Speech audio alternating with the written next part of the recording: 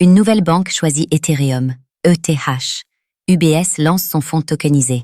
Après des expérimentations l'année dernière, UBS a renouvelé son intérêt pour Ethereum, ETH, en lançant un nouveau fonds tokenisé sur cette blockchain. En quoi consiste-t-il?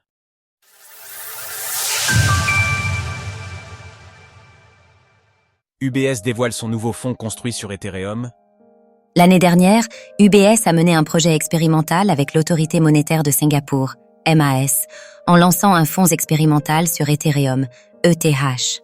Cette semaine, la célèbre banque a annoncé passer à la vitesse supérieure, en déployant officiellement un nouveau fonds, toujours sur Ethereum, baptisé UBS USD Money Market Investment Fund Token, UMINT. Comme son nom le suggère, il s'agit là d'un fonds monétaire, à l'image de ce que peut par exemple proposer BlackRock avec son fonds tokenisé Build. Thomas Kaegi, le co-directeur de la division Asie-Pacifique d'UBS Asset Management, met en avant un intérêt croissant de la part des investisseurs.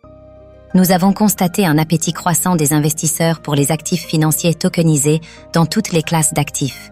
En tirant parti de nos capacités mondiales et en collaborant avec nos pairs et les régulateurs, nous pouvons désormais proposer à nos clients une solution innovante.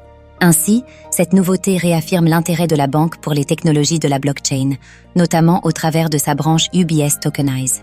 En juin 2023, cette dernière a tokenisé 200 millions de yuan chinois de notes structurées pour un émetteur tiers, tandis qu'en novembre de la même année, elle réalisait le premier achat transfrontalier au monde d'une obligation tokenisée sur une blockchain publique.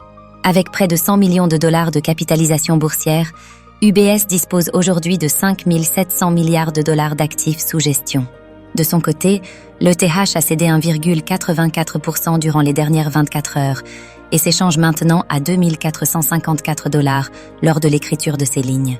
Si l'actif semble subir une baisse de popularité ces derniers mois, notons toutefois qu'il garde la confiance des investisseurs institutionnels, comme en témoigne le Build de BlackRock et ses 533,5 millions de dollars. Là où les Layer 2 peuvent avoir la préférence du grand public, notamment pour les frais de transaction, ces derniers restent négligeables lorsque de tels montants sont en jeu.